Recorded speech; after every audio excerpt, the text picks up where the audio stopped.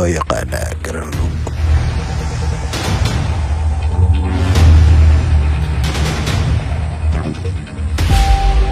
dhinacan kale waxaa ugaar ku jira xayawaanka halista ah ee haramacadka. garanuugtan ayaa la dalaadhacsan xanuunka foosha ay leedahay.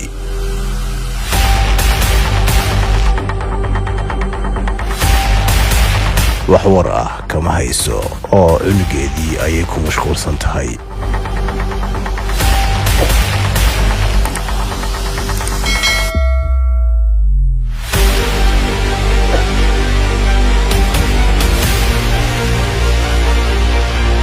marba marka ka dambaysa aad ayuu ugu soo dhowaanayaa.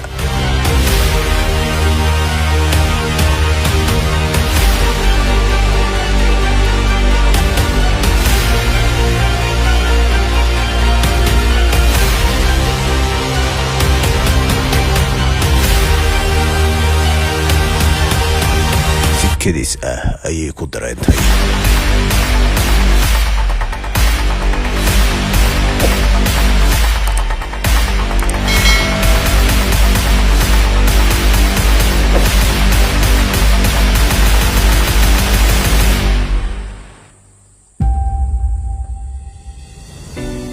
garanuugtii way carartay balse dhashii ayay ka tagtay.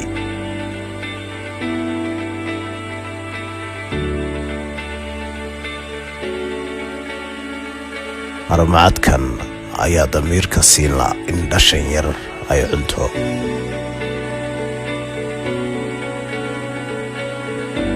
ilaahay amarkii naxariis ayaa ku beerantay.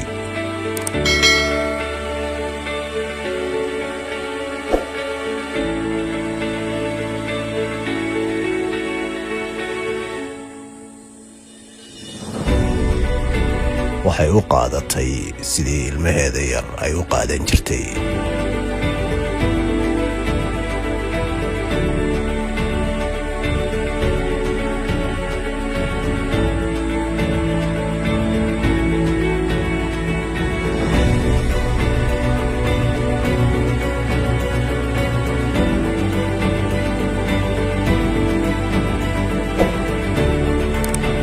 balse maxaa dhacay maalmihii xigay?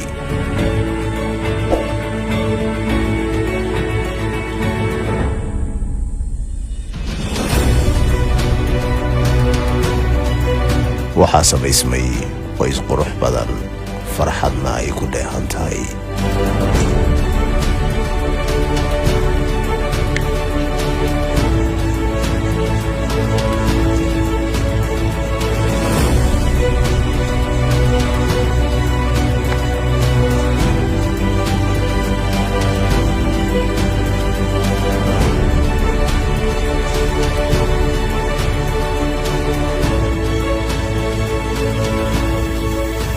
labadan xayawaan ayaa ah laba is ugaarsada.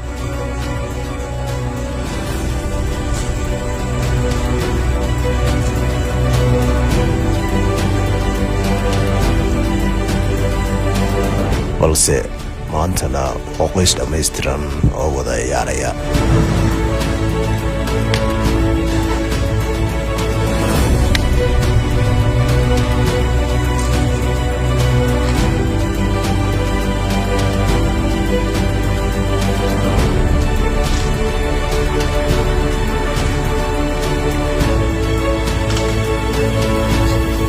waa arrin mucjisa in ay haramacad iyo garanuug ay isku noqdaan hooyo iyo cunugeeda.